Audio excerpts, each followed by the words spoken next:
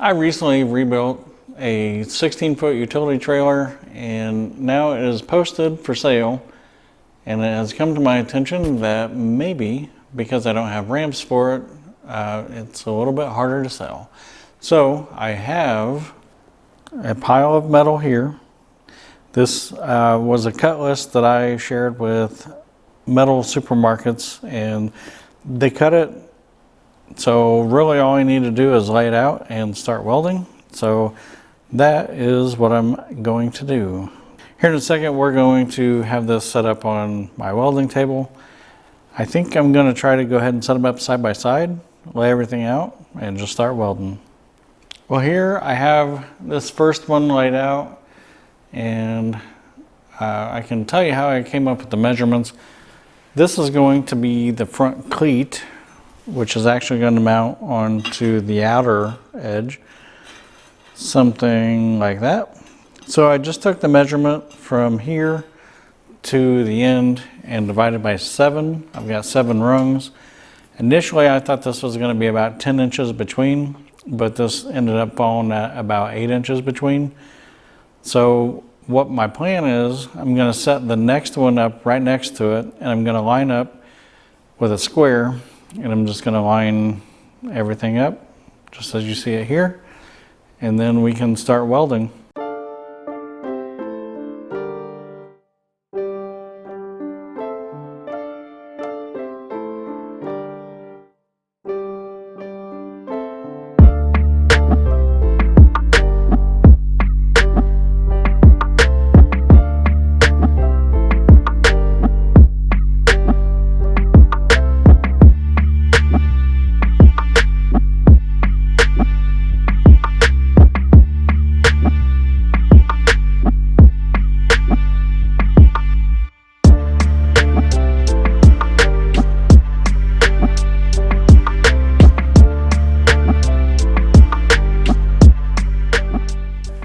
Here I have both of the ramps fixtured and ready to be welded, and you can see I've added something to the table. This company, Sefaspe, has in the past sent me, I believe, 3 welders. They were arc welders, which I am not very good at using. So I asked them, if you're going to send me a welder, please send me a MIG, because that's what I'm used to using. And they actually had a MIG for me to try out. So that's what we're going to be checking out in this portion of the video. Just real quick, I want to tell you what comes in the package. And I'm not real sure of the price point on this. I want to say it was like $135, but I don't recall that for sure. Actually, let me check this real quick. As of today, it is $119 on Amazon. Real quick though, it is a 3-in-1. We have arc and we have MIG. They call it a 3-in-1 because of the TIG lift, but I guess we should probably call this a 2-in-1 because in my opinion, you have arc welding and you have MIG welding. One thing I want to note is this is the ground cable that comes with it. However, I received a second package which has their upgraded ground cable. So if you get this, we can either set this original ground cable off to the side or discard it. So that's what we're going to do in this situation. Now I'm going to go ahead and get everything hooked up that we're going to use. We are only going to be using the MIG, and we are not going to be using the arc. All right, I think I fast forwarded a little bit. I just added the ground cable, and I also added the main torch. I think they call this torch. I added this, and I also put the wire in place. And again, this is a flux-core, so there is no gas hookup. It's straight flux. What we're gonna do now, I'm gonna power it on. I'm gonna try to run this wire through and get it to come out this end here. If I remember right, from another video I kind of glanced at about these, this should identify that there is no arc, and it should speed up the wire speed feed and come out a little faster. So I'm gonna turn it on, get the wire to come out, and we'll go from there.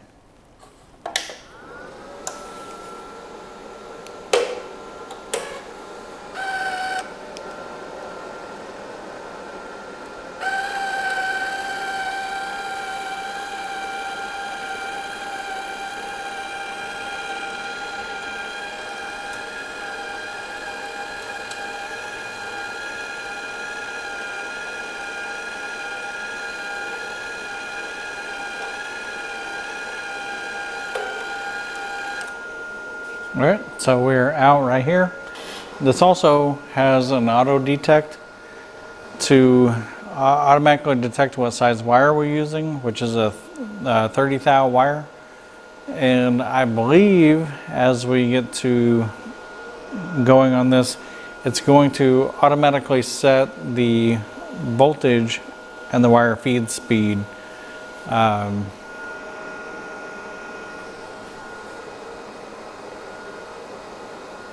So we can set the amperage. It's going to set the voltage and the speed, the wire feed speed. So I'm going to go ahead and clip this off. And we're ready to start welding. So I'm kind of curious to see how this works. So give me just a second. I'll get this cut off and we'll just start welding. So you can probably tell the machine is on. We are clamped over here. And I am just going to start trying to weld, and we'll see what happens. I'm currently set at 30 amps. So what I said earlier, this is probably going to adjust to the 30 amps. So that's going to set our voltage and it's going to set our wire feed speed, and we've already got the 38 amps set. So it should use the 38 amps to complete the formula and set our wire feed, speed, and voltage. So let's see what happens.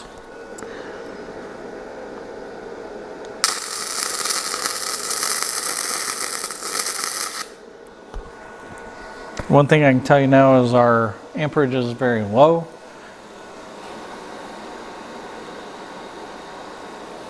Gonna double, basically.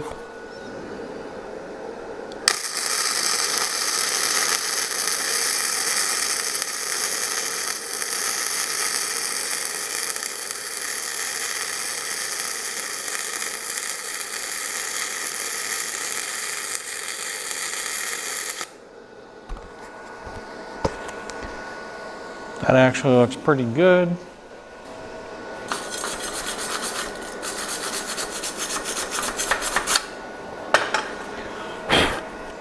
In my opinion, that actually looks pretty good for a flux-core. I'm going to go ahead and probably do this one. I'm going to bump the amperage just a little bit. Oh, you can't see that.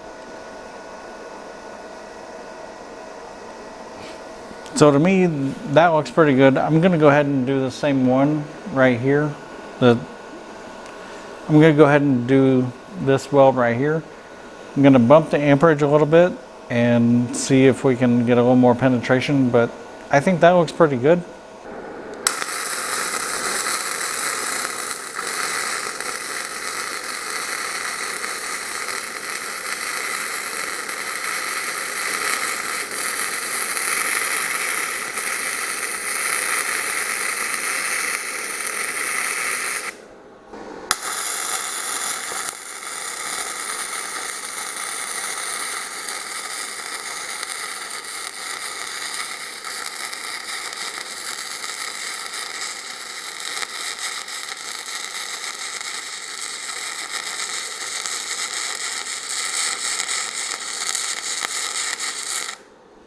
All right, so what you saw there is I was at 80 here. I cleaned it up a little bit and I wanted to bump it up a little bit more.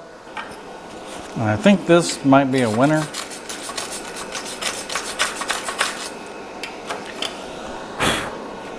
For what we're doing, I'll get that cleaned up with a wire wheel and show it to you before I go any further.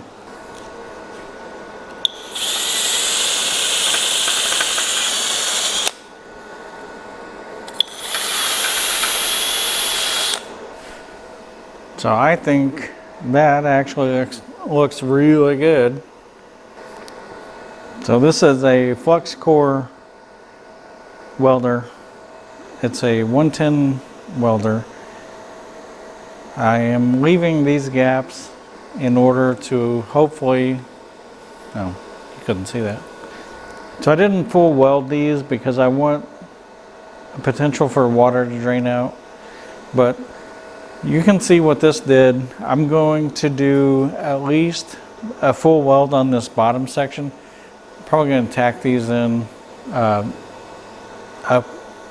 there. Probably going to get them tacked in so they don't move while I'm welding, but I will definitely use this in a particular section and show you that section.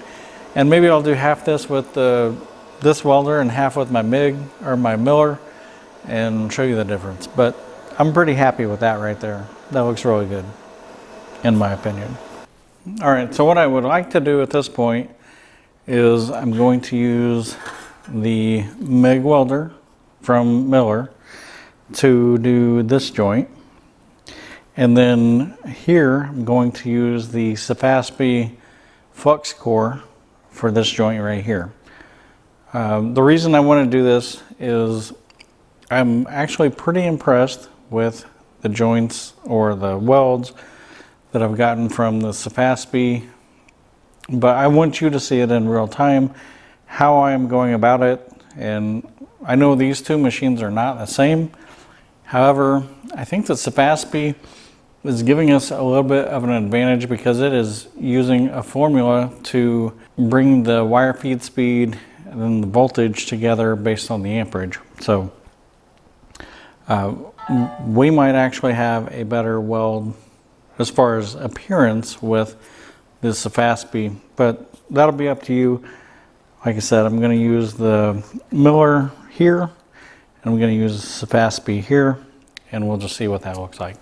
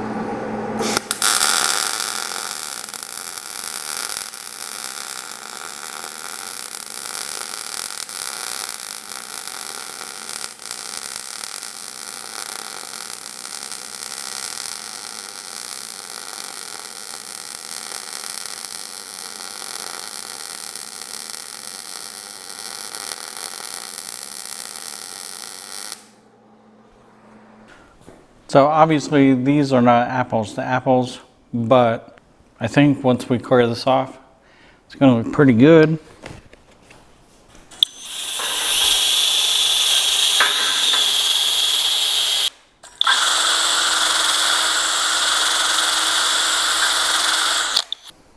So if I'm being honest, I think we may have gotten some more penetration on this one.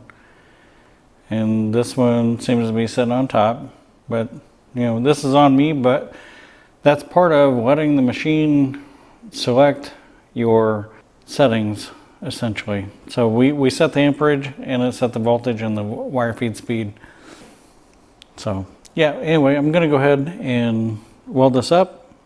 I've got everything welded up. I am going to be taking a flap disc and knocking off some of these edges. I'll be taking a wire wheel, cleaning up the welds just so they're paintable. And I do have a couple areas that I'm going to cut at an angle. I don't know if you can see that right here. That way, when it's up against the angle iron on the back of the trailer, it's not uptight and trying to hold the back of the ramp up off the ground. So I'm going to do some relief cuts, basically just up here where it cleats or cleats onto the trailer. And then we'll be ready for paint.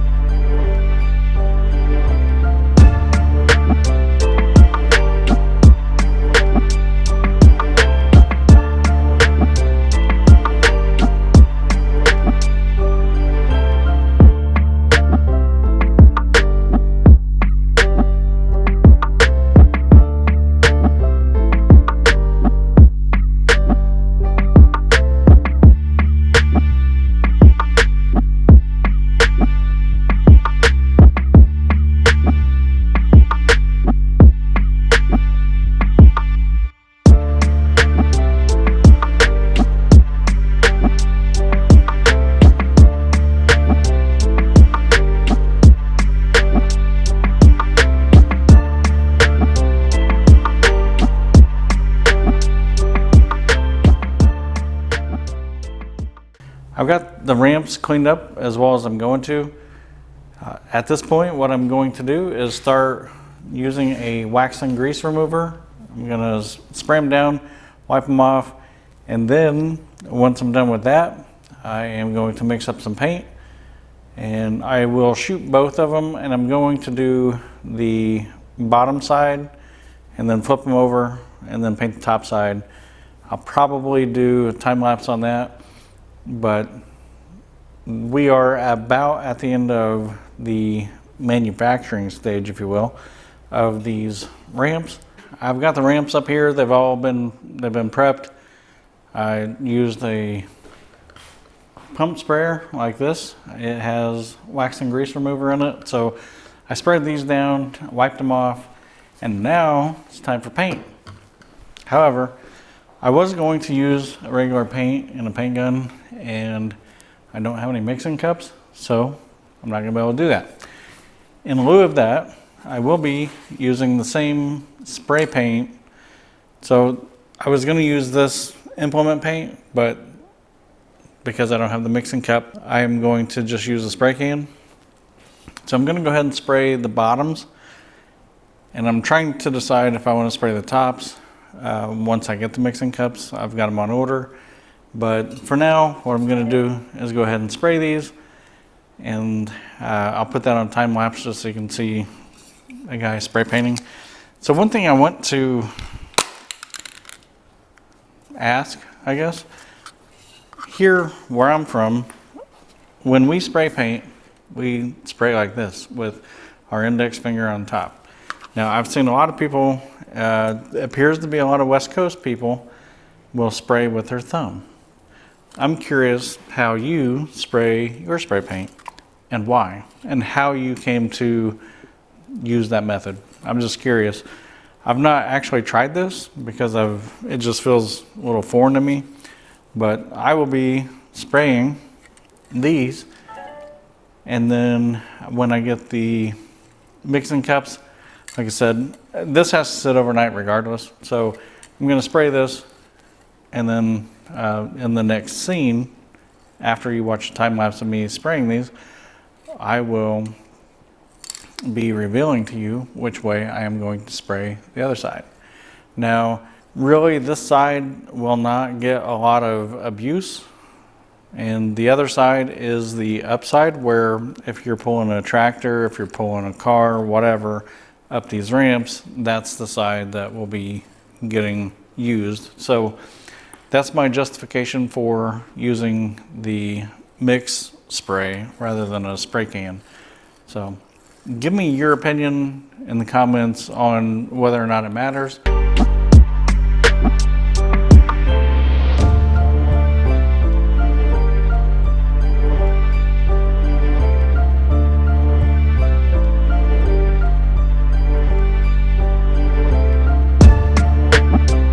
I let these set overnight to dry, so we're going to be flipping them over to paint the top side, and I'm still not 100% sure if I'm going to mix the paint and spray it, or if I'm just going to use a spray can. So here in just a minute we'll have something figured out. But I will say that with some paint on these welds, they look pretty decent. But what I'm going to do, since I wasn't smart enough to spray these out here, I'm going to run these boards long ways, and then the ramps will flip over and sit on that so I can get all of the side and even up under the bottom.